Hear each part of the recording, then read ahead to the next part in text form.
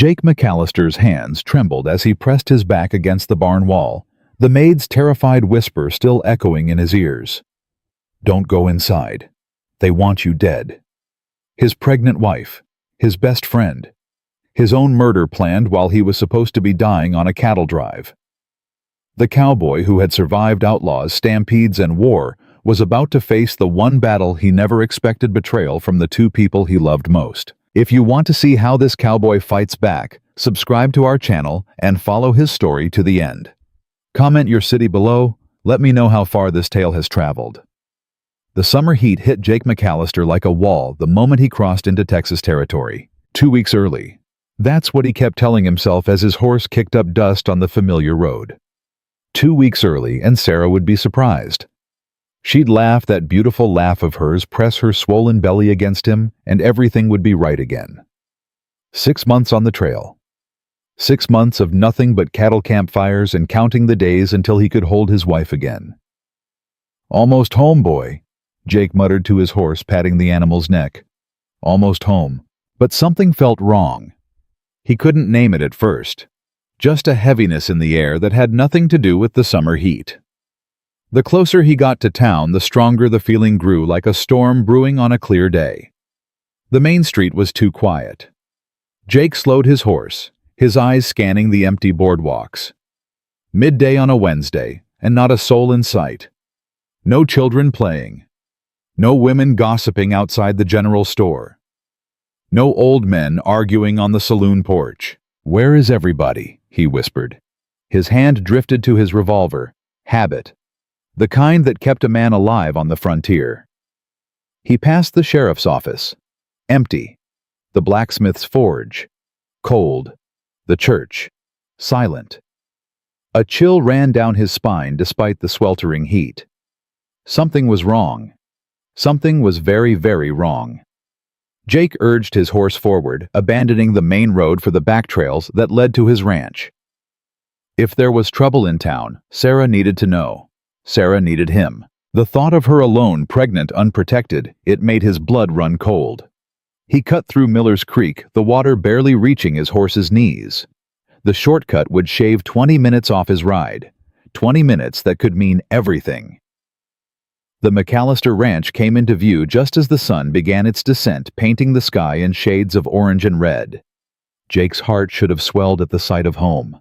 Instead, it clenched with an unnamed dread. The ranch looked normal. Too normal. Cattle grazed in the pastures. Smoke rose from the chimney. Lanterns flickered in the windows. So why did every instinct scream at him to run? Jake dismounted near the old oak tree at the edge of the property. He'd surprise Sarah. Come in through the back, just like he used to when they were courting. She'd pretend to be angry, then kiss him, until neither of them could breathe. He tied his horse to a low branch and started walking. The barn loomed ahead, its massive doors slightly ajar. Jake moved silently, years of survival making his footsteps ghost-like on the dry grass. That's when he heard it. Voices. Low, urgent, secretive. Jake pressed himself against the barn wall, his heart pounding. He strained to listen, but the words were too muffled to make out. A woman's voice, soft. Familiar. Sarah.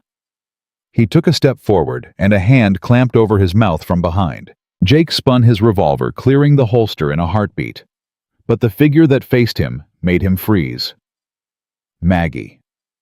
The old maid had been with the McAllister family since before Jake was born. She'd changed his diapers, bandaged his childhood wounds, and cried at his wedding. Now she stood before him, her weathered face pale as death, her eyes wild with terror. "Don't," she breathed. "Don't make a sound."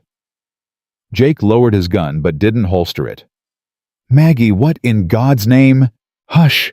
She pressed a trembling finger to his lips. "They'll hear you. They'll kill you." "Who?" "What are you talking about?" Maggie's eyes darted toward the barn, then back to Jake. Tears streamed down her wrinkled cheeks. "Come with me," she whispered. "Please, Jake. If you ever trusted me, trust me now." She grabbed his arm with surprising strength and pulled him toward the old tool shed hidden behind a wall of overgrown bushes. Jake followed, his mind racing with 1,000 questions. Once inside, Maggie collapsed against a pile of grain sacks, her chest heaving with silent sobs. "Talk to me," Jake demanded, keeping his voice low. "What's happening? Where's Sarah? Is she safe?" Maggie let out a bitter laugh. "Safe? Oh, she's safe all right. Safer than she's ever been." "What does that mean?" The old woman looked up at him, and what Jake saw in her eyes made his stomach drop. Pity. "You weren't supposed to come back," Maggie said. "Not yet. Not ever." "Maggie, you're scaring me. Just tell me." "They tried to kill you, Jake." The words hit him like a bullet. "What?" "The cattle drive. The men who were supposed to watch your back." Maggie's voice cracked. "They were paid to make sure you never came home." Jake shook his head. "That's impossible. Those men were handpicked. Tommy chose them himself." He stopped. Tommy, his best friend since childhood, his business partner, the man who stood beside him at his wedding and promised to look after Sarah while Jake was gone. "No," Jake whispered. "No, that ain't possible." "I'm sorry." Maggie reached for his hand. "I'm so sorry, Jake. But Tommy and Sarah." The world tilted. "You're lying." "I wish I was." "Sarah loves me. She's carrying my child. She would never—" "She's carrying a child," Maggie interrupted, her voice hard. "But whose child, Jake? Whose child?" The question hung in the air like smoke from a gunshot. Jake felt his legs give out. He caught himself on a wooden beam, his knuckles white, his breath coming in short, ragged gasps. "When?" he managed to ask. "When did it start?" Maggie wiped her eyes. "Before you left. Maybe longer. I don't know. I only found out a few weeks ago when I heard them talking." "Talking about what?" The old woman hesitated. "Maggie, about killing you," she said. "About making it look like an accident. About how Tommy would comfort the grieving widow and eventually marry her." Jake's vision went red. "Where are they?" "Jake, please. Where are they?" "The barn," Maggie said. "But you can't just—" Jake was already moving. "Jake, wait." Maggie grabbed his arm, and despite her age, she held on with the grip of a woman who had nothing left to lose. "Think," she hissed. "Just think for one moment. Tommy has men in town, men who are loyal to him, not you. If you go in there with guns blazing, they'll kill you before sunrise.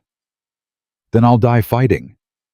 And leave them to win, to live happily ever after on your land, with your money raising that child as Tommy's own." The words cut deeper than any knife. Jake stopped. "What do you suggest?" His voice was barely human, a growl from somewhere dark and broken. "Listen first," Maggie said. "Hear what they're planning.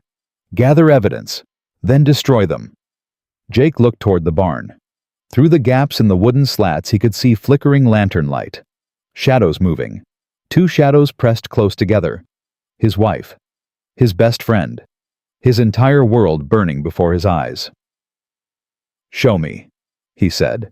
Maggie led him around the back of the barn, where years of weathering had created gaps in the boards. She pointed to a spot where 2 planks had warped apart, leaving a space just wide enough to see through. Jake pressed his eye to the gap, and his heart died. Sarah sat on a hay bale, her pregnant belly straining against her dress. She was beautiful as ever, maybe more beautiful with that glow that expectant mothers carried. But she wasn't alone. Tommy stood over her wearing Jake's hat. Jake's best Stetson, the one his father had given him before he died. Tommy wore it like it belonged to him, like everything that was Jake's now belonged to him. "He should have been dead by now," Tommy was saying, his voice carrying through the gaps. "Miller and his boys were supposed to handle it 2 weeks ago." "Maybe they did," Sarah replied, her hand resting on her stomach. "Maybe his body just hasn't been found yet. Maybe." Tommy didn't sound convinced. "I should have done it myself." You couldn't. People would have talked. People are already talking, darling. Tommy knelt beside her, taking her hands in his. The loving wife waiting for her husband to return. The faithful friend watching over her in his absence. It's almost poetic. Sarah laughed. She laughed.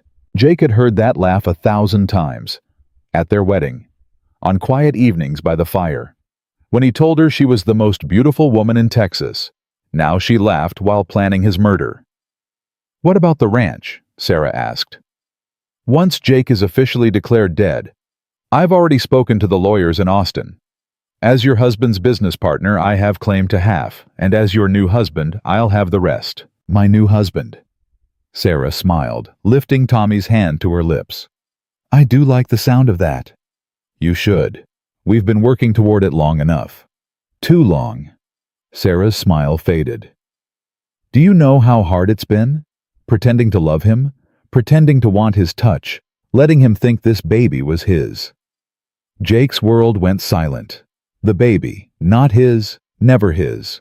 I know, darling, Tommy said softly, but it's almost over. A few more weeks and Jake McAllister will be nothing but a memory.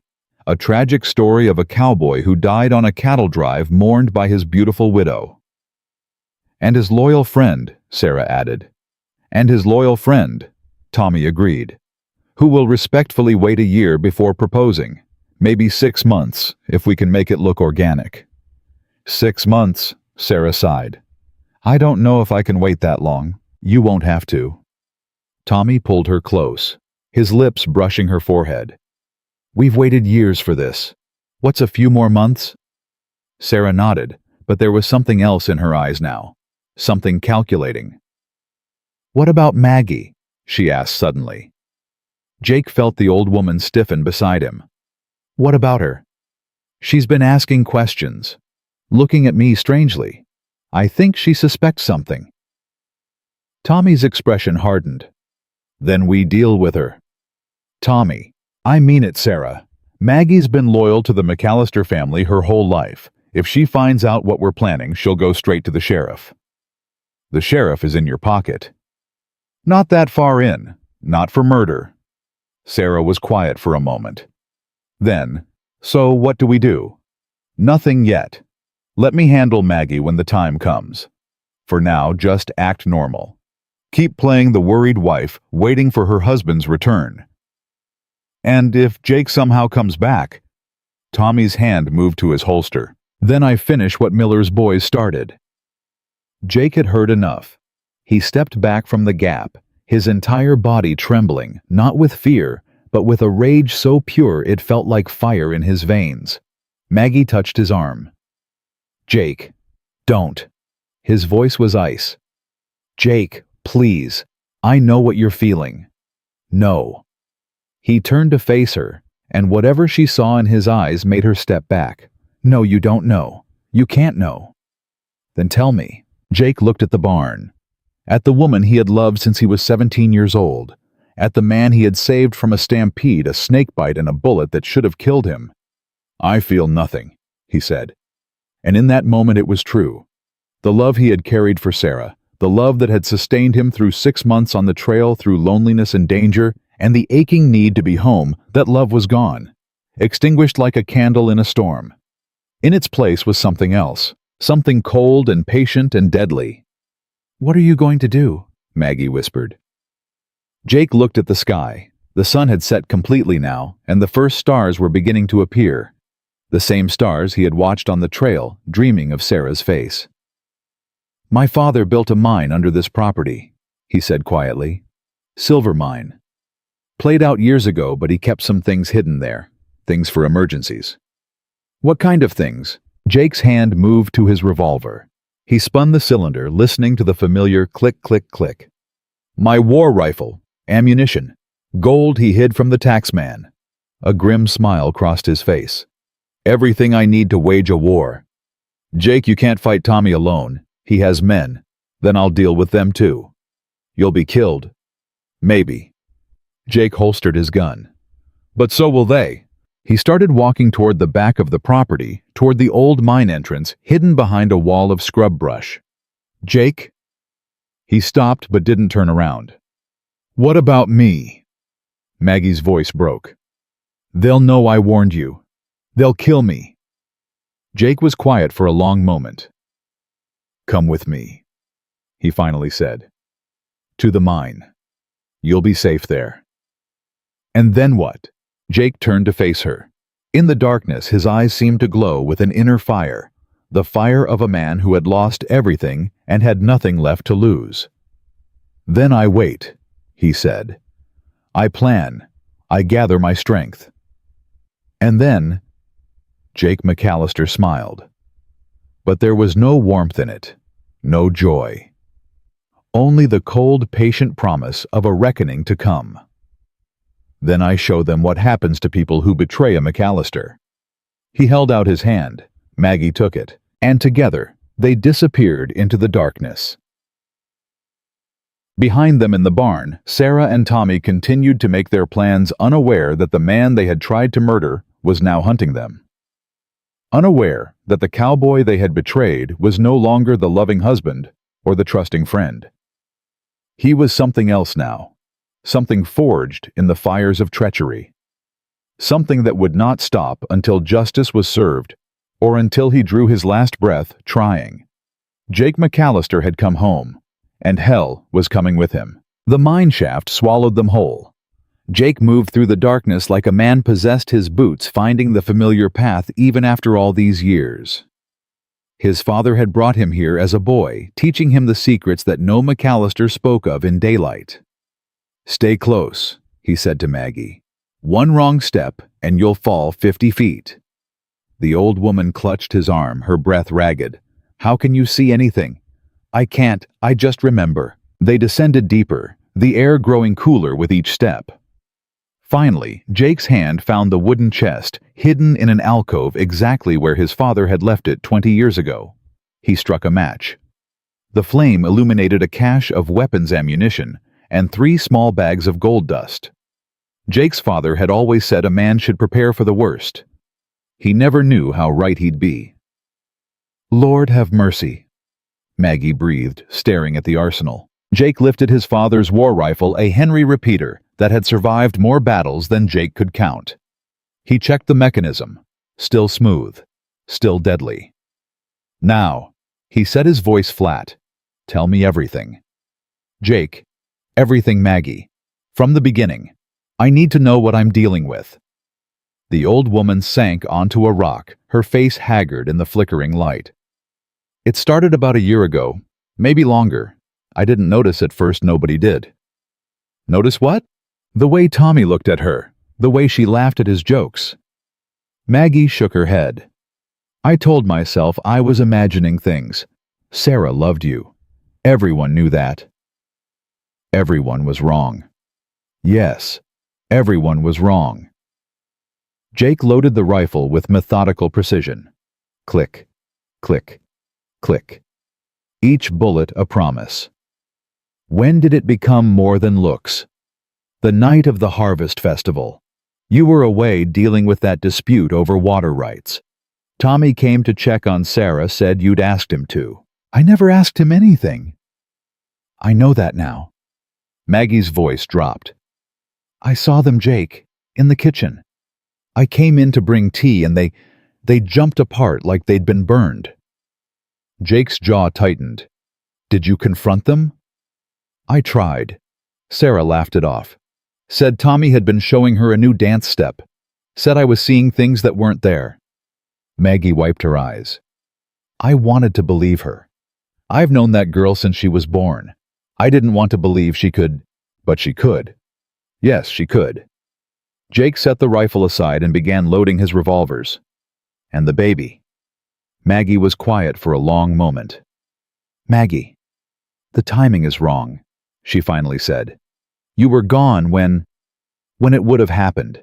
6 months on the trail, you said, but Sarah's been showing for at least 7 months. The math hit Jake like a physical blow. 7 months. He'd only been gone 6. That baby was never mine. No, Maggie whispered. I don't think it was. Jake closed his eyes. For one brief moment, he allowed himself to feel it, the grief, the rage, the unspeakable betrayal. He let it wash over him like a wave. Then he pushed it down. There would be time for grief later. Right now he needed to think. "Who else knows?" he asked. "About Tommy and Sarah. About the plan to kill me." "I don't know. Maybe no one. Maybe everyone." "That's not good enough. Jake, I'm just an old maid. They don't tell me their secrets." "Then how did you find out about the murder?" Maggie hesitated. "Maggie, I was cleaning the study," she said slowly. "Last week, I found a letter in Tommy's coat pocket. It was from a man named Miller, instructions for something called the accident. At first I didn't understand. Then I read more." "What did it say?" "That the job would be done before you reached Comanche Pass. That Miller's men would make it look like bandits. That your body would never be found." Jake's blood ran cold. Comanche Pass. He'd ridden through there just 3 days ago. He'd even commented to his men how quiet the trail seemed. Now he knew why. "They were waiting for me," he said. "Miller's men. They were waiting, and I rode right past them." "How is that possible? How did they miss you?" Jake thought back. The detour through Red Canyon. The flash flood that had blocked the main trail. He'd taken an old route his father had shown him, one that wasn't on any map. "Luck," he said. "Or fate. Or my father's ghost watching over me." Whatever it was, thank God for it. Jake didn't respond. He wasn't sure God had anything to do with it. "What about the sheriff?" he asked. "You said Tommy has him in his pocket." "Sheriff Davis owes Tommy money. A lot of money. Gambling debts from that trip to San Antonio last spring." "How much?" "Enough to make him look the other way." "Would he look the other way for murder?" Maggie shrugged helplessly. "I don't know, Jake. I just don't know." Jake stood, his weapons loaded and ready. "Then I need to find out." "You can't go into town. Tommy's men will see you." "I'm not going into town. I'm going to pay a visit to an old friend." "Who?" "Doc Patterson." Jake's eyes hardened. He delivered every baby in this county for the past 30 years. If anyone knows whose child Sarah's carrying, it's him. Jake the doctor won't talk. Patient confidentiality. "He'll talk to me." Something in Jake's voice made Maggie shiver. "What are you going to do?" Jake picked up his father's rifle and slung it over his shoulder. "Whatever I have to." He started toward the mine entrance, then stopped. "Maggie." "Yes." "If I don't come back by sunrise, take the gold and head for Austin. Find my uncle there. Tell him everything." "Jake, promise me." The old woman nodded, tears streaming down her face. "I promise." Jake McAllister disappeared into the night. The ride to Doc Patterson's place took less than an hour. The old physician lived on the outskirts of town, in a small cabin that served as both home and office. Jake had been there dozens of times for broken bones, fevers, and once for a bullet wound he'd rather not explain. He left his horse in the trees and approached on foot. A lamp burned in the window. Doc was still awake. Jake knocked twice, then once, then twice again. Their old signal from the war. Footsteps. A muttered curse. The sound of a shotgun being cocked. "Who's there?" "Jake McAllister." Silence. Then, "Jake, that's impossible. You're supposed to be dead." Jake finished. "Yeah, I've heard." The door cracked open, revealing Doc Patterson's weathered face. His eyes went wide at the sight of Jake, rifle in hand, shadows clinging to him like a second skin. "Sweet Jesus," Doc breathed. "It really is you. Going to invite me in, or do I have to stand here all night?" Doc stepped aside, his shotgun lowering. "Get in, quick, before someone sees you." Jake slipped inside, his eyes scanning the small cabin. Nothing had changed. Same medical texts on the shelves. Same jar of leeches on the windowsill. Same smell of carbolic acid and old whiskey. "You look like hell," Doc said. "Feel like it too." "Whiskey. Later. Right now, I need answers." Doc's expression shifted. Wariness crept into his eyes. "Answers about what?" "You know what." "Jake. The baby, Doc. Sarah's baby. Whose is it?" The old physician's face went pale. I can't discuss. Don't. Jake's hand moved to his revolver. Don't give me that. I've known you since I was 12 years old. You stitched up my first knife wound. You held my hand when my father died. Don't you dare stand there and pretend we're strangers. Doc swallowed hard. It's not that simple. Then make it simple. Jake, if I tell you, you'll lose a patient. She's planning to kill me, Doc. Her and Tommy both. They paid men to murder me on the trail. You want to protect her confidentiality while she puts a bullet in my back? Doc's hand trembled as he reached for the whiskey bottle.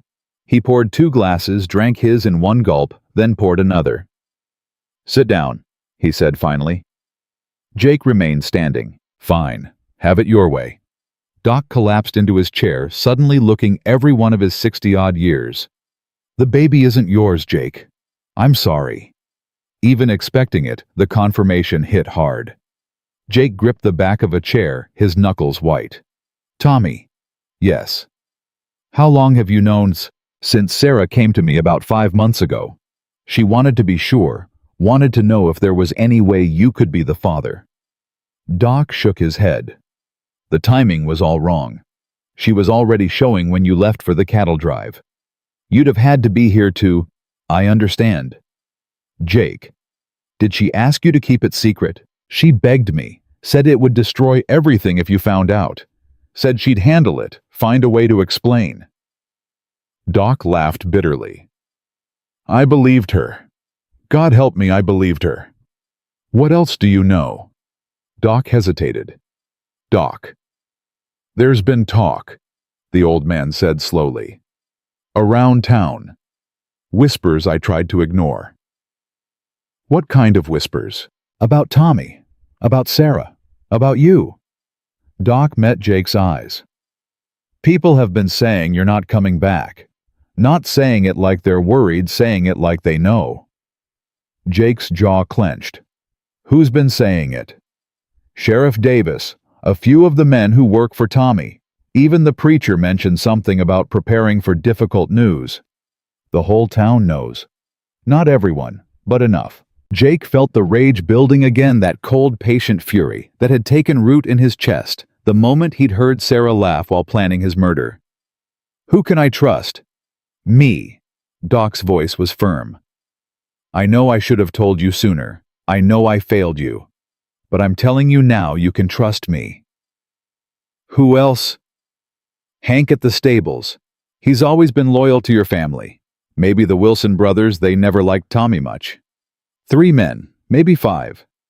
Against Tommy's dozen, at least. I've faced worse odds. Doc leaned forward. Jake, think about what you're doing. Even if you expose them, even if you prove everything, Sarah is still your wife. That baby, whoever the father is, will be born a McAllister. The scandal alone will destroy your family name. My family name was destroyed the moment Sarah opened her legs for my best friend. Doc flinched at the vulgarity. That's the anger talking. No, that's the truth. Jake moved toward the door. He'd gotten what he came for. Now it was time for the next step. Jake, wait. He paused, his hand on the doorknob. There's something else you should know. Jake turned. Doc's face was grave. Tommy's been buying up land, quietly through intermediaries, ranches that border yours, mining claims to the north. Why? I don't know. But he's been at it for months, maybe longer. Doc hesitated.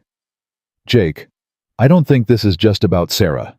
I think it's about the ranch, about your family's wealth. I think Tommy's been planning this for a very long time. The words hit Jake like a bucket of ice water. All those years of friendship, all those times Tommy had saved his life, and he'd saved Tommy's. The hunting trips, the business deals, the late nights drinking whiskey and talking about the future. Had any of it been real? Or had Tommy been playing him from the very beginning? How long? Jake asked quietly. What? How long has he been buying land? At least 2 years that I know of. 2 years. Jake's mind raced. 2 years ago, he'd made Tommy his business partner, given him access to the ranch's accounts, trusted him with everything. 2 years ago, Sarah had started complaining that Jake worked too hard, that he was never home, that she was lonely. 2 years ago, Tommy had suggested the cattle drive that was supposed to kill him. It was all planned, Jake breathed. From the beginning, every bit of it. Jake. The partnership, the affair, the baby, my death. Jake's voice was hollow. He's been playing me for years, and I never saw it coming. You couldn't have known. I should have known. Jake slammed his fist against the wall. I should have seen it. The signs were there. They were always there. But I trusted him. I trusted her. I was so goddamn blind. Doc rose from his chair, his old bones creaking. Jake, listen to me. You're not thinking clearly. You need to rest to plan. I've done enough resting. Jake yanked open the door. Now it's time to fight. He was gone before Doc could say another word. The ride back to the mine felt longer. Jake's thoughts were a hurricane of memories, each one now tainted by the poison of betrayal. Tommy teaching him to shoot. Had he been planning to use that skill against him even then? Sarah smiling on their wedding day. Had she already been thinking of Tommy the baby, the child he'd dreamed of raising? Had it ever been anything more than a lie? By the time Jake reached the mine, the first hints of dawn were painting the sky. Maggie was waiting at the entrance, her face drawn with worry. Thank God, she breathed. I thought you'd been caught. Not yet. Jake dismounted and tied his horse. But soon enough it won't matter. What did you find out? Jake told her. Everything Doc had said. The confirmation about the baby, the land purchases, the conspiracy that went back years. When he finished, Maggie sat in stunned silence. Dear Lord, she finally whispered. He planned it all. Yes. But why Tommy came from nothing? You gave him everything. You made him your partner, your equal.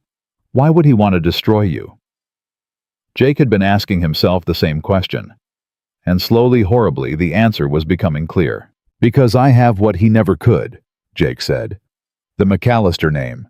The respect of this town. A legacy that goes back generations. He laughed bitterly. Tommy could never build that himself. So he decided to take mine instead. But Sarah wanted power. She wanted to be the queen of this territory. And she realized I would never give her that. Jake's voice hardened. I was content with what we had. A good ranch, a good life, enough money to be comfortable. But Sarah wanted more. She always wanted more.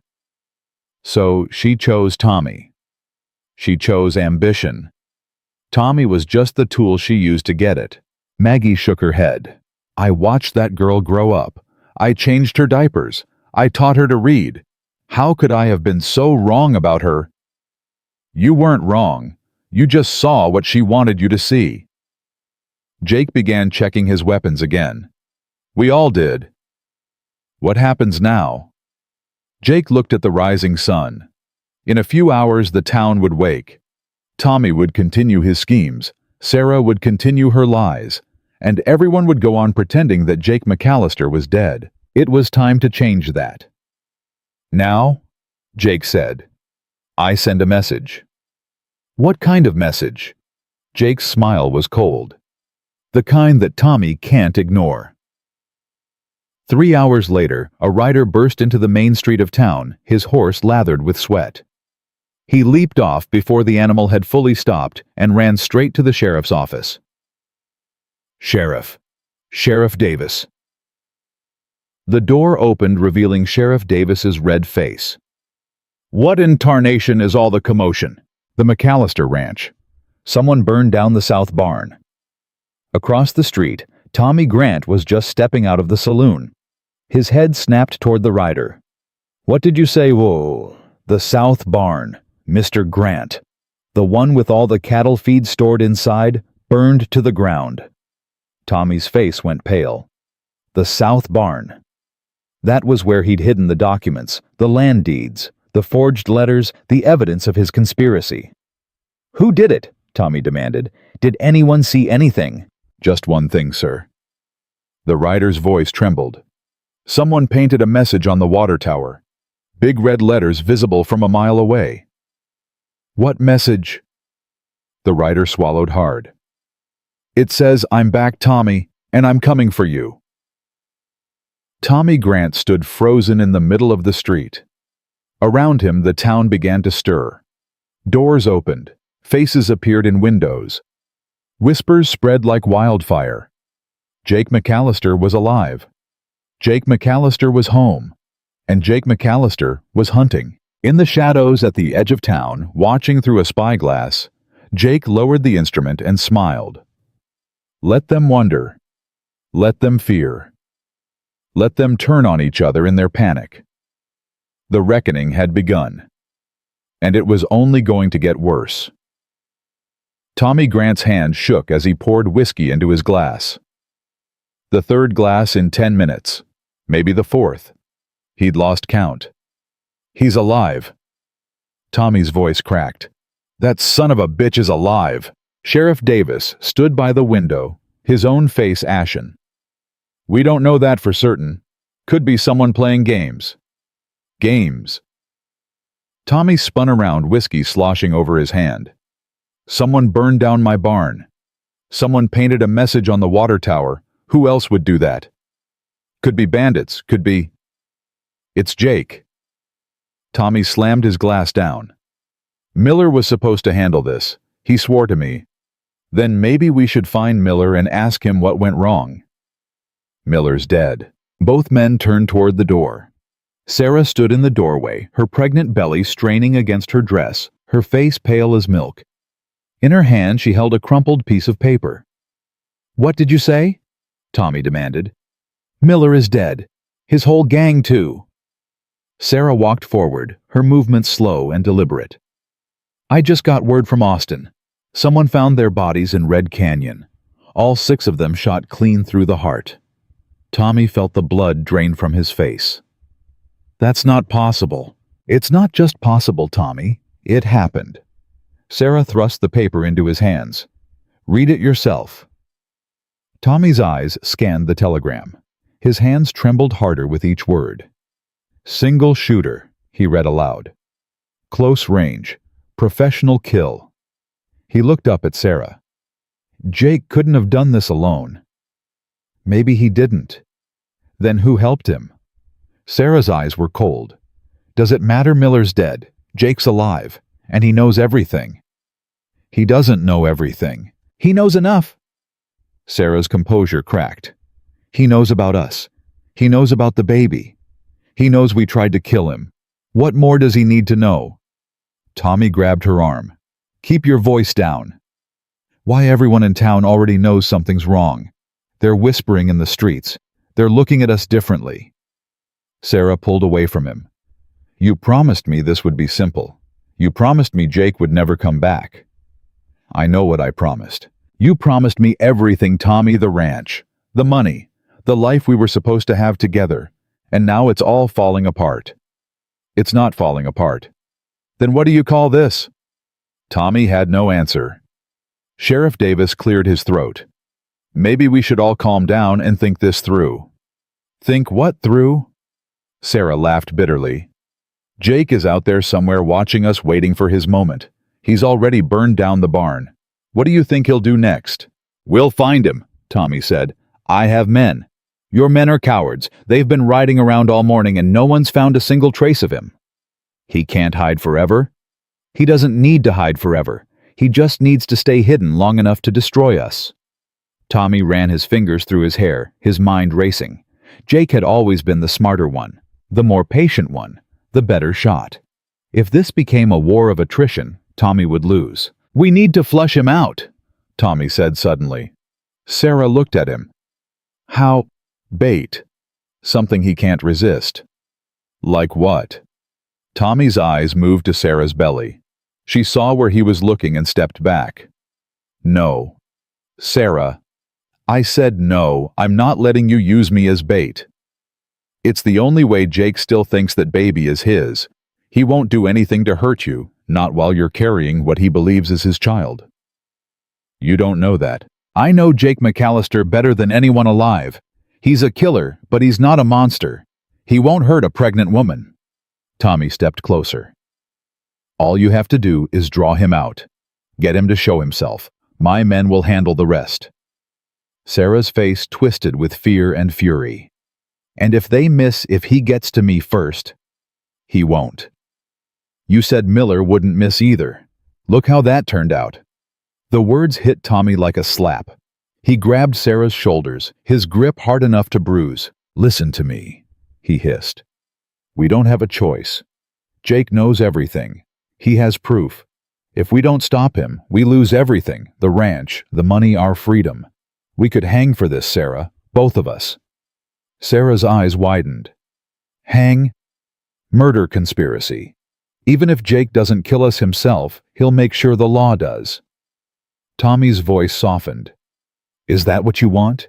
To die at the end of a rope, to watch our child be born in a prison cell? Tears streamed down Sarah's face. I never wanted any of this. But we're here now, and the only way out is through. Tommy wiped her tears with his thumb. Trust me, Sarah. One more time. Help me end this, and I promise I'll give you everything we dreamed of. Sarah was silent for a long moment. Then slowly, she nodded. What do I have to do? Tommy smiled. From his hiding spot in the hills, Jake watched the town through his spyglass. He'd seen Tommy's men riding in circles searching for him in all the wrong places. He'd watched the sheriff pace nervously outside his office. He'd observed the townspeople whispering, pointing fear etched on their faces. Good. Let them be afraid. Let them wonder when he would strike next. You're enjoying this too much. Jake lowered the spyglass and looked at Maggie. The old woman sat beside him, wrapped in a blanket, her face drawn with exhaustion. Maybe, he admitted. Revenge won't bring back what you lost. No, but it'll make sure they can never hurt anyone else. Maggie shook her head. You've changed Jake. The boy I raised would never... The boy you raised is dead. Jake's voice was flat. He died the moment he heard his wife planning his murder. What's left is something else. Something dangerous. Yes. Maggie was quiet for a moment. Then, what happens after Tommy's dead?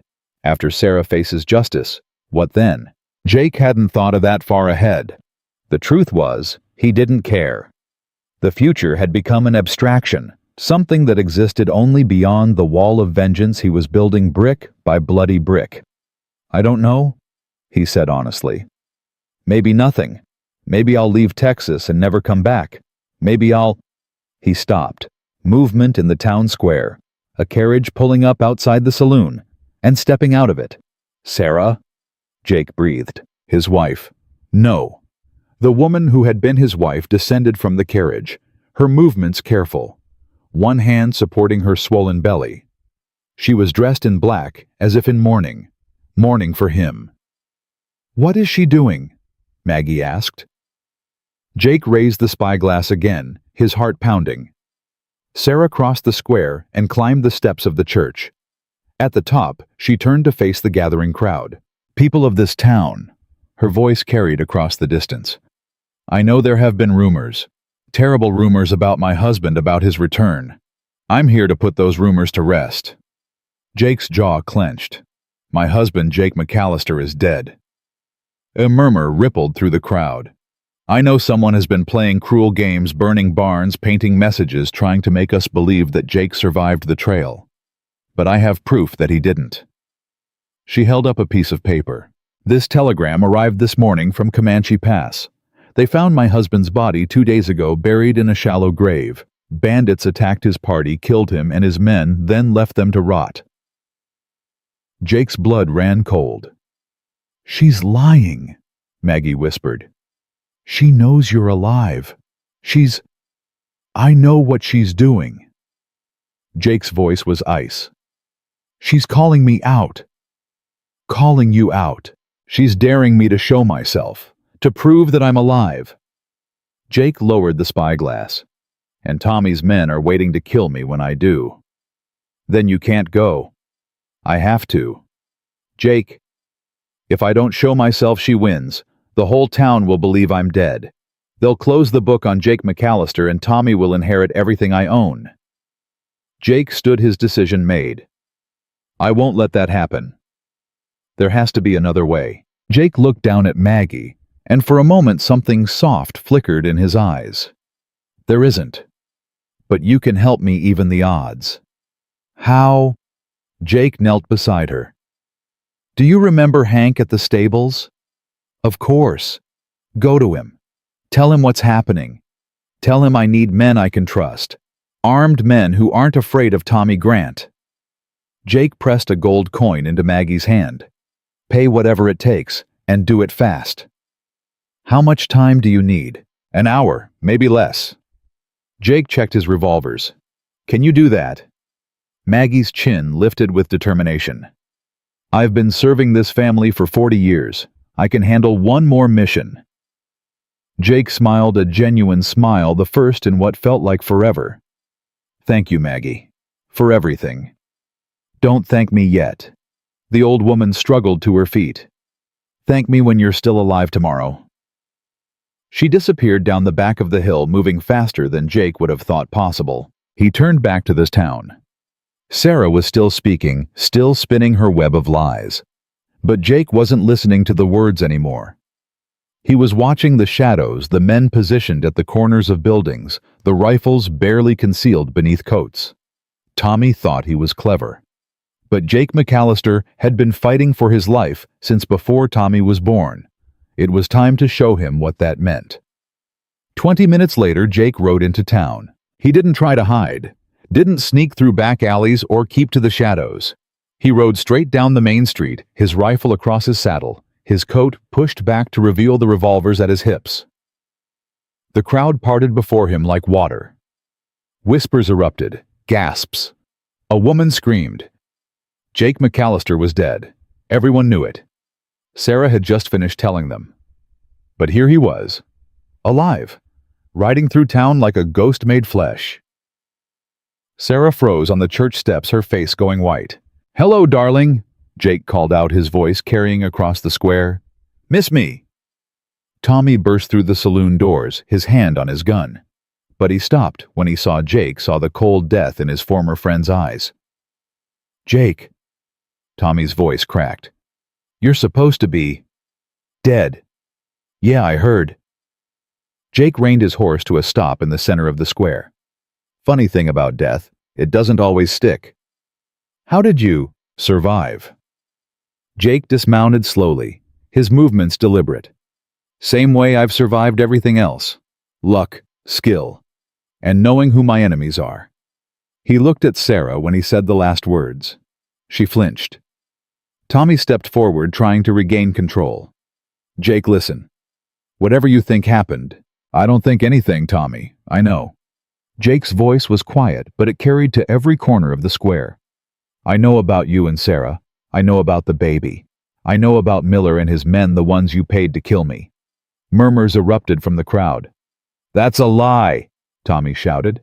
"He's lost his mind. The trail must have really..." Jake reached into his coat and pulled out a blood-stained letter. "Then what's this?"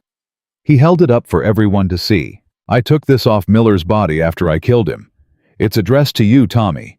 Instructions for the accident, payment amounts, dates, everything." Tommy's face went gray. "You want to tell everyone it's a forgery? Go ahead. I'm sure the judge will believe you. Jake. Or maybe you'd rather settle this the old-fashioned way." Jake's hand hovered over his revolver. "Just you and me, Tommy, right here, right now." The crowd pulled back, creating a wide circle around the two men. Tommy's eyes darted to his hidden gunman. Jake saw the movement and laughed. "Go ahead, call your dogs. Let's see how many I can take with me." "Jake, please." Sarah's voice rang out. She started down the church steps, her hand outstretched. "Please don't do this. Think about the baby." "The baby?" Jake's voice turned to steel. "You mean Tommy's baby?" Sarah stopped dead. The crowd went silent. "Did you think I wouldn't find out?" Jake stepped toward her, his eyes burning. "Did you think I was stupid enough to believe that child was mine? I was gone 6 months, Sarah. You've been showing for 7. Tears streamed down Sarah's face. Jake, I can explain. No, you can't. Jake's voice broke for the first time. I loved you, Sarah. I would have died for you. I almost did die for you. And the whole time you were laughing behind my back. It wasn't like that. Then what was it like? Tell me. Tell everyone. Jake spread his arms wide. Tell them how you seduced my best friend. Tell them how you planned my murder. Tell them how you were going to raise another man's child with my money on my ranch using my name. I never wanted you dead, Sarah screamed. The words echoed across the square. Everyone froze. What? Jake's voice was barely a whisper. Sarah was sobbing now, her composure completely shattered. I never wanted you dead, Jake. That was Tommy's idea. I wanted... What? What did you want? I wanted to be free. Sarah clutched her belly, her face twisted with anguish. I was trapped. Jake trapped in this life I never asked for. My father sold me to you, like cattle, married me off to settle his debts. I had no choice. You had every choice. Did I really? Sarah's eyes were wild. I was 16 years old when we married. 16. You were 30. You decided everything, where we lived, what we did, who our friends were. I was nothing but a decoration. I gave you everything. You gave me things. Things aren't love. Jake? Sarah was screaming now, years of suppressed rage pouring out. I wanted a partner, not a provider. I wanted someone who saw me as a person, not a possession. And Tommy. Tommy saw a way to steal my fortune. Tommy loved me. Tommy used you. Jake's voice was cold. Just like he used everyone else. Just like he used me. Tommy stepped forward, his face flushed with anger. That's enough. Is it? Jake turned to face him. Are you going to tell her the truth, Tommy? Or should I? Jake, tell her about the other women. The ones in Austin. The ones in San Antonio. Jake's smile was cruel. Tell her about the gambling debts. About the land you've been buying, not for her but for yourself. Tell her that the moment you had control of this ranch, you were going to ship her off to some boarding house and marry someone younger. Someone without a bastard child slowing you down. Sarah's face crumbled. Tommy, is that true? Tommy didn't answer. Tommy, it's not that simple. Tommy backed away, his eyes darting between Jake and Sarah. I had debts, Sarah. Serious debts. I needed money. You needed my husband's money. I needed to survive. So you decided to kill Jake, to steal everything he had, to use me as your broodmare. It wasn't supposed to happen like this. Tommy's composure was cracking. I loved you, Sarah. I still do. But I couldn't let Jake what live. He was going to find out about us, about the baby. It was only a matter of time. Tommy's voice rose to a desperate pitch. I did this for us, for our future. Our future. Sarah laughed bitterly. What future? Tommy, Jake's alive. Everyone knows the truth. We're finished. Not if I end this now. Tommy's hand moved. Jake moved faster. The first shot caught Tommy in the shoulder, spinning him around. The second took out his knee.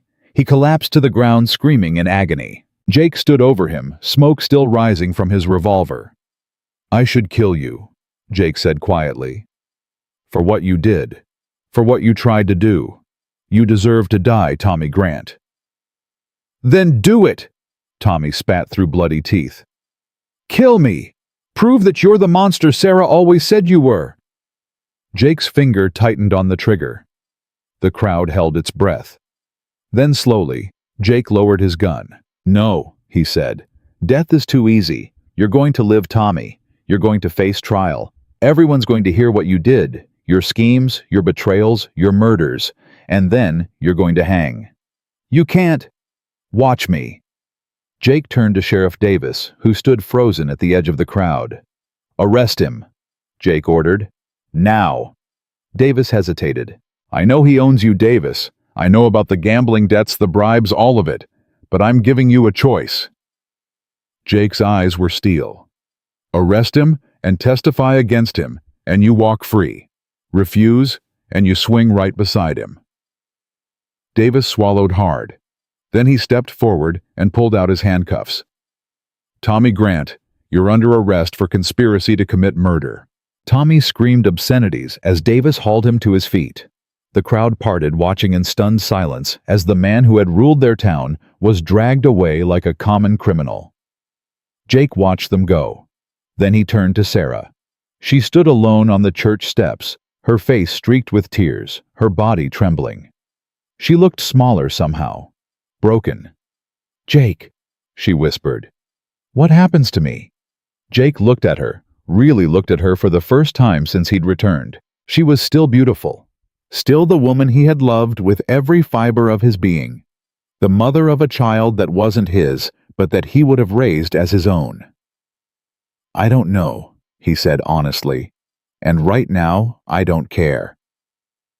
He turned and walked away. Behind him, Sarah sank to her knees and wept. The crowd began to disperse, each person processing what they had witnessed. The fall of Tommy Grant. The return of Jake McAllister. The shattering of a marriage that everyone had thought was perfect. And somewhere in the hills, watching through a spyglass, Maggie smiled. The first battle was over. But the war wasn't finished yet. The jail cell door slammed shut with a sound like judgment. Tommy Grant sat on the cold iron bed, his shoulder bandaged, his knee shattered beyond repair. Blood had soaked through the makeshift dressing, but he refused to cry out. Not in front of Jake McAllister. Jake stood outside the bars, his arms crossed, his face unreadable. He'd been standing there for 10 minutes without saying a word. "Just kill me," Tommy finally rasped. "Stop playing games and end it. I told you already, death is too easy. Then what do you want? An apology, a confession." "I want to understand." Jake stepped closer to the bars. 10 years, Tommy. We've been friends for 10 years. I saved your life more times than I can count. You were the brother I never had. And you were everything I could never be. Jake's eyes narrowed. "What does that mean?" Tommy laughed, a bitter, broken sound. "You really don't see it, do you? The great Jake McAllister, blind to his own privilege." "Privilege. You were born into this, Jake. The ranch, the name, the respect. Everything you have, you inherited." Tommy's eyes burned with something dark. "I had nothing. Nothing but my wits and my ambition. And no matter how hard I worked, no matter how much I achieved, I was always just Tommy Grant, Jake's friend. Never my own man. So you decided to steal everything I had." "I decided to take what I deserved." Tommy pulled himself up, wincing at the pain. "You don't understand what it's like to watch someone else live the life that should be yours. To wake up every day knowing that you're smarter, harder working, more deserving, but you'll never have what they have because you weren't born into the right family. You think murder is the answer to that. I think murder is the great equalizer." Jake shook his head slowly. "You're insane. Maybe. Or maybe I'm the only one who sees things clearly." Tommy gripped the bars, his face inches from Jake's. "You want to know the truth? I didn't just want your ranch, your money, your wife. I wanted to be you, Jake. I wanted to walk into a room and have people respect me the way they respect you. I wanted to look in the mirror and see someone who mattered. And now, what do you see now?" Tommy was silent for a long moment. "I see a man who almost had everything," he finally said, "and threw it all away." "No." Jake stepped back. "You see a man who never had anything real, who built his whole life on lies and manipulation, and who's going to die alone, unmourned and forgotten." He turned and walked toward the door. "Jake." He didn't stop. "Jake, wait. There's something you need to know." Jake paused, his hand on the doorframe. "Sarah," Tommy said. "She's not as innocent as you think. I know exactly what Sarah is." "No, you don't. You don't know what she did before you married her. You don't know why her father was so eager to sell her off." Jake turned slowly. "What are you talking about?" Tommy smiled, a cruel, knowing smile. "Ask her about San Antonio. About the summer before your wedding. Ask her about the man she killed. The words hit Jake like a thunderbolt. You're lying. Am I? Tommy leaned back against the wall, satisfaction written across his face. Sarah's not just an adulteress, Jake. She's a murderer, and I have proof. What kind of proof? The kind that would get her hanged right alongside me. Tommy's eyes glittered. So here's my offer. Let me go and I'll tell you everything. Keep me locked up and Sarah's secret dies with me, but don't think she won't find other ways to destroy you. Jake's mind raced. San Antonio. The summer before their wedding. Sarah had said she was visiting relatives. She'd come back different, quieter, more withdrawn. He'd assumed it was pre-wedding nerves. Now he wondered if it was something else entirely. Even if what you're saying is true, Jake said slowly, why would you tell me what do you gain? Freedom. Revenge. The satisfaction of watching you realize that the woman you loved was just as rotten as me. Tommy shrugged. Take your pick. Jake stared at his former friend for a long moment. Then he walked out without another word. Sarah was waiting for him outside the sheriff's office. She'd cleaned herself up since the confrontation in the town square, fresh dress hair pinned back, face composed, but her eyes were red from crying and her hands wouldn't stop shaking. Jake, please, can we talk? I don't have anything to say to you. Then just listen. Sarah stepped in front of him, blocking his path. I know I don't deserve your forgiveness. I know I destroyed everything we had. But there are things you don't understand. San Antonio. Sarah's face went white. Tommy told me, Jake said, about the man you killed. Tommy doesn't know what he's talking about. Then tell me. Tell me the truth, Sarah. For once in your miserable life, tell me the truth. Sarah's composure crumbled. She looked around wildly, then grabbed Jake's arm and pulled him into the alley beside the sheriff's office. Not here, she whispered. Please. Not where everyone can hear. Jake allowed himself to be led. Part of him wanted to know. Part of him was terrified of what he might learn. In the shadows of the alley, Sarah faced him. His name was Robert Crane, she said quietly. He was a banker's son from San Antonio. Rich, handsome. My father owed him money, a lot of money. He came to collect. And he decided he wanted more than money.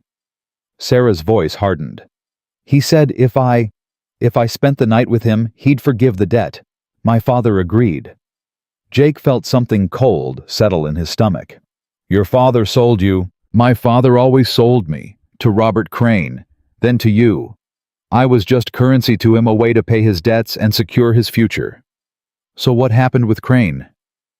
Sarah closed her eyes. I went to his hotel room like I was told. I was 16 years old, Jake. I didn't know what to do, how to fight back. I thought maybe if I just got through it, everything would be okay. But it wasn't. He was cruel, violent. He wanted to hurt me, to break me. Sarah's voice cracked. When it was over, he laughed, said I was damaged goods now, said no decent man would ever want me. He was going to tell everyone what I'd done, what he'd made me do. Sarah. I grabbed a letter opener from his desk. I didn't even think about it. I just grabbed it and I stabbed him. Again and again and again. Tears streamed down Sarah's face. When I stopped, he was dead. There was blood everywhere. And I felt free. Jake didn't know what to say. Didn't know what to feel. My father covered it up, Sarah continued. Paid off the hotel staff, made the body disappear. But I knew it was only a matter of time before someone found out. That's why he married me off so fast, to get me out of San Antonio before the truth came out. And Tommy found the records, the payments my father made, the witness statements that were never filed. Sarah looked at Jake with hollow eyes. He's been holding it over me for years. Ever since he found out about us, about the affair, he's threatened to expose me. Said if I didn't go along with his plans, he'd make sure I hanged for murder. Jake leaned against the wall, his head spinning. Everything he thought he knew, everything he thought he understood. Lies. All of it lies. Why didn't you tell me? He asked quietly. Before we married. before any of this happened. Why didn't you just tell me the truth?" "How could I?" Sarah's voice broke. "You were so good, Jake. So honorable. So perfect. How could I tell you that your bride was a murderer? That the woman you loved had blood on her hands? I would have understood. Would you really?" Sarah shook her head.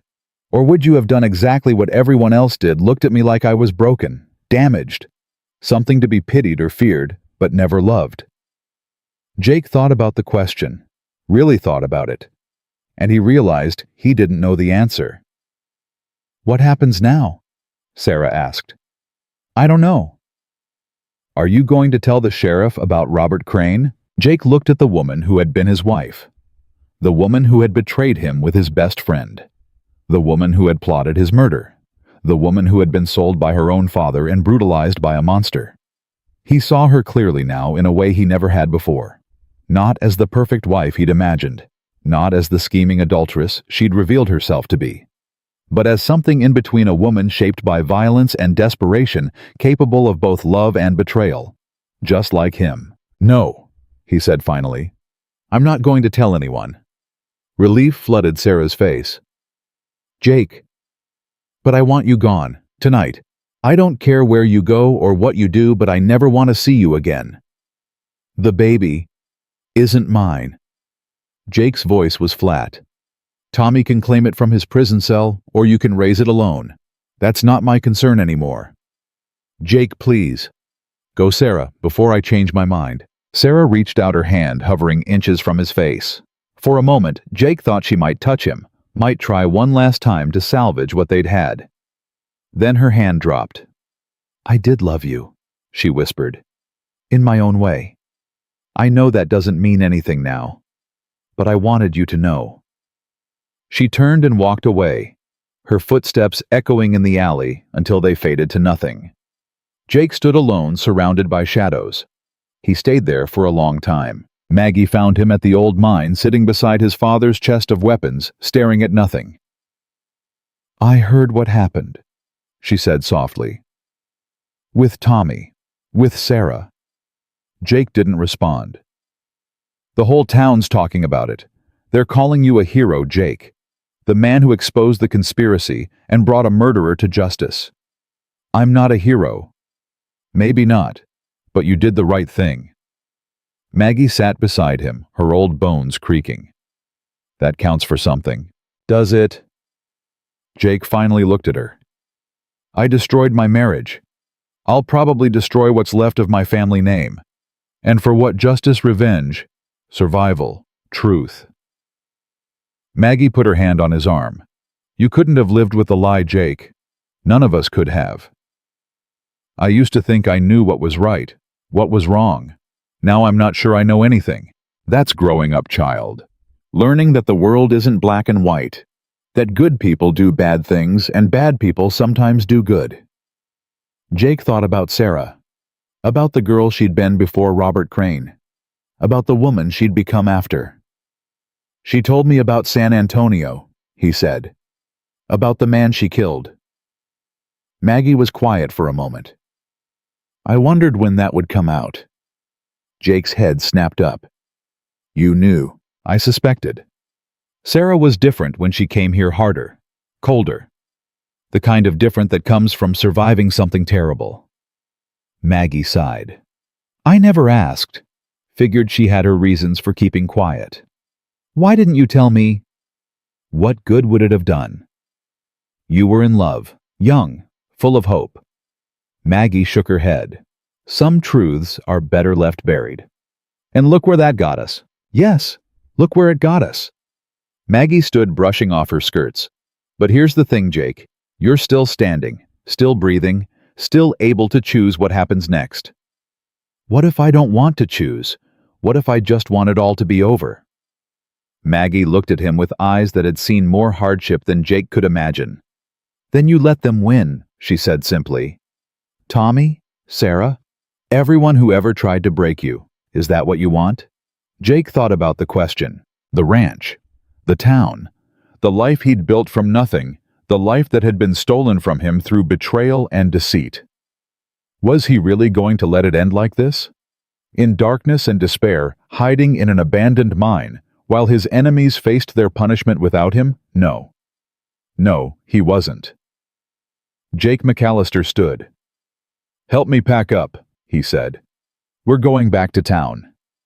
"What are you going to do?" Jake looked at the chest of weapons, at the gold his father had hidden, at the war rifle that had saved his life more times than he could count. "I'm going to rebuild," he said. "Everything they destroyed, the ranch, the business, my reputation. I'm going to build it back. Better than before. And if they try to stop you—" Jake picked up his father's rifle and slung it over his shoulder. "Then God help them." The courtroom was packed the day of Tommy Grant's trial. Every seat was filled. People stood along the walls, spilled out into the street. The whole county had come to watch the fall of the man who had once been their golden boy. Jake sat in the front row, his face impassive. Tommy was led in chains on his wrists and ankles. His shoulder had healed badly, leaving him with a permanent hunch. His shattered knee would never work again. He hobbled to the defendant's table, refusing to look at anyone. The judge called for order. The prosecutor presented his case. Witness after witness took the stand. The letters from Miller. The land deeds Tommy had hidden. The testimony of Sarah, who had agreed to testify in exchange for immunity. Jake watched it all with cold satisfaction. Tommy's lawyer tried to mount a defense, but there was nothing to defend. The evidence was overwhelming. The conspiracy was clear. The jury deliberated for less than an hour. Guilty. Guilty on all counts. The judge sentenced Tommy Grant to hang. As the bailiffs led him away, Tommy finally looked at Jake. Their eyes met across the courtroom, and Tommy smiled. "This isn't over," he mouthed. Jake didn't flinch. "Yes, it is." They took Tommy away. The crowd dispersed, and Jake McAllister walked out into the sunlight, a free man. But even as the warmth touched his face, he couldn't shake the feeling that Tommy's smile had meant something, that somewhere, somehow another shoe was waiting to drop. The night before Tommy's execution, Jake couldn't sleep. He lay in his old bed at the ranch, the bed he'd shared with Sarah for 5 years, staring at the ceiling. Every creak of the house reminded him of her. Every shadow carried her ghost. She was gone now.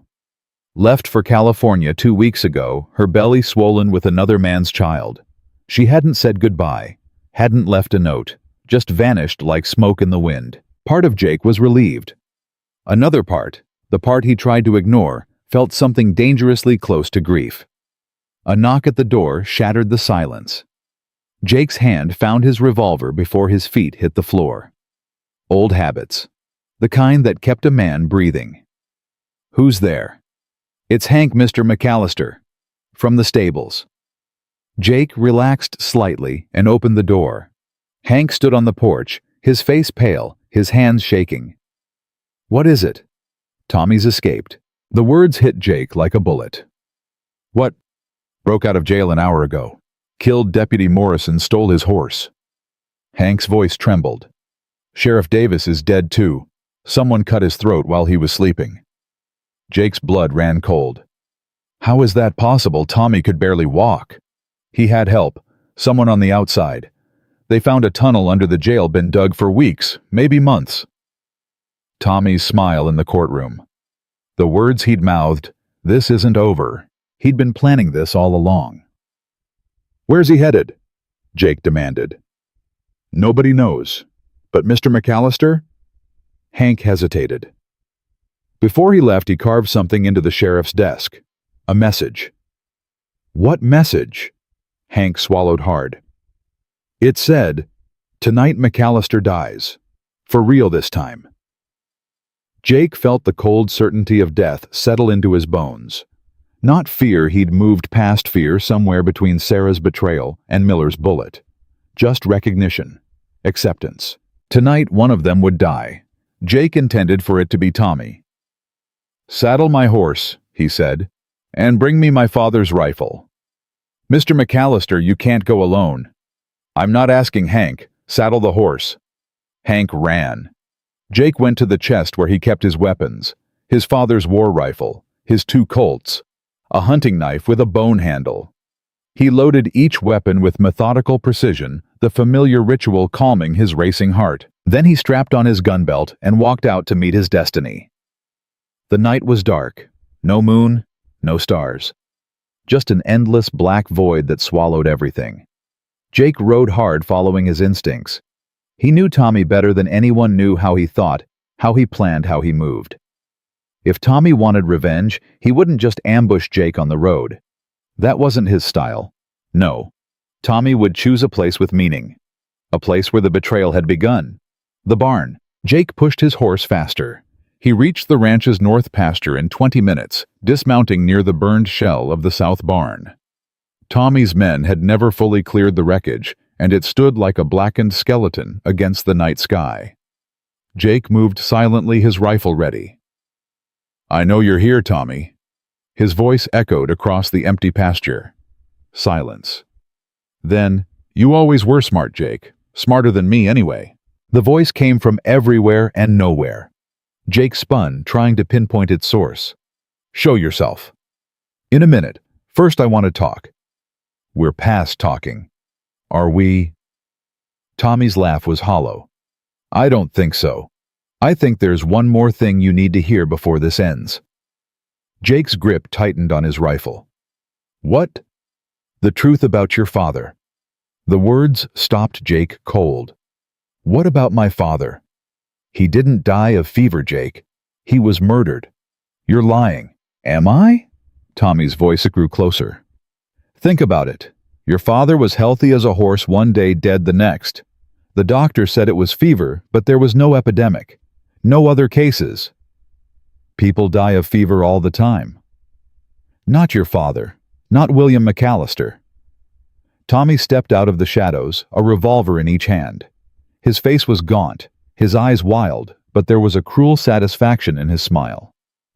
"Your father was poisoned, Jake, by the same woman you married." Jake's world tilted. "Sarah." "Her father arranged it, owed money to the wrong people, people who wanted the McAllister ranch. The plan was simple: kill William, marry his grieving son to their daughter, then slowly take control of everything." Tommy shrugged. "I only found out later when I started digging into Sarah's past. But by then, I had my own plans." "You're lying," Jake repeated, but his voice was hollow now. "Ask yourself, Jake, why did Sarah's father push so hard for the marriage? Why did he insist it happen so fast? Why was he so eager to hand over his only daughter to a man twice her age?" Jake thought about those questions. He'd asked them before years ago, but Sarah had always had an answer. Her father loved her. He wanted her to be happy. He knew Jake would take care of her. Lies. All of it lies. "Even if what you're saying is true," Jake said slowly, "it doesn't change anything. Sarah's gone. You're still going to die." "Maybe." Tommy raised his revolvers. "But so are you." He fired. Jake dove the bullet singing past his ear. He rolled, came up shooting. His first shot went wide. His second caught Tommy in the arm. Tommy didn't even flinch. He kept firing, his face twisted with rage. "You took everything from me," Tommy screamed. "Everything I worked for, everything I deserved. You took it from yourself." Jake found cover behind a water trough, bullets splintering the wood inches from his head. He checked his rifle. 3 shots left. "I could have been somebody. Jake, I could have been the richest man in Texas. But you with your name and your ranch and your perfect life, you couldn't just let me have it. You tried to kill me because you would never share. You would never let me be your equal." Tommy's voice cracked. "All I wanted was to stand beside you, Jake, as a partner, as a brother, but you always had to be better, always had to be on top." "That's not true." "It is true. You never saw me as anything but your charity case. Poor Tommy, who Jake saved from the stampede. Poor Tommy, who owes Jake everything." Tommy fired again, and this time the bullet found flesh. Jake grunted as fire exploded in his shoulder. He dropped his rifle, his arm going numb. "How does it feel, Jake, to be helpless? To know that everything you have is about to be taken from you?" Jake pressed his back against the trough, his hand fumbling for his Colt. The shoulder wound was bad, maybe fatal if he didn't get it treated soon. But he wasn't dead yet, and he wasn't finished fighting. "You want to know how it feels?" Jake's voice was steady despite the pain. "It feels like clarity. Like everything I thought mattered, the ranch, the money, the name, none of it matters anymore. Then you won't mind losing it. I already lost it, the moment I found out what Sarah had done." Jake took a breath. "But here's the thing, Tommy. You lost too. Everything you schemed for, everything you killed for, it's gone. The ranch is in ruins. Sarah's disappeared. The town will never trust you again." "I don't need the town's trust. I just need you dead. And then what? You'll spend the rest of your life running, looking over your shoulder, waiting for the next bounty hunter to find you." Jake laughed a harsh, broken sound. "That's not living, Tommy. That's just dying slow." "Shut up. You could have been my brother, my real brother. All you had to do was ask." "Ask?" Tommy's voice rose to a scream. "Ask for scraps from the great Jake McAllister's table. Beg for a piece of what should have been mine from the start." "It was never about what should have been, Tommy. It was about what we could have built together." Jake's voice softened. "I would have given you half of everything. If you'd just been honest with me. If you'd just told me what you wanted." Silence fell over the pasture.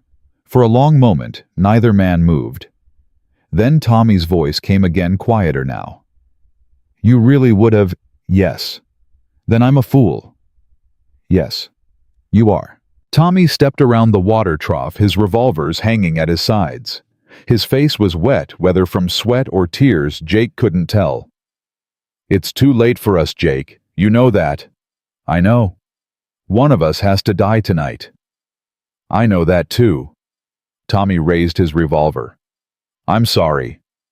"So am I." They fired at the same moment. Jake's bullet caught Tommy in the chest. Tommy's went wide, his aim thrown off by the wound in his arm. Tommy Grant fell. Jake crawled to his side, his own blood mixing with Tommy's in the dirt.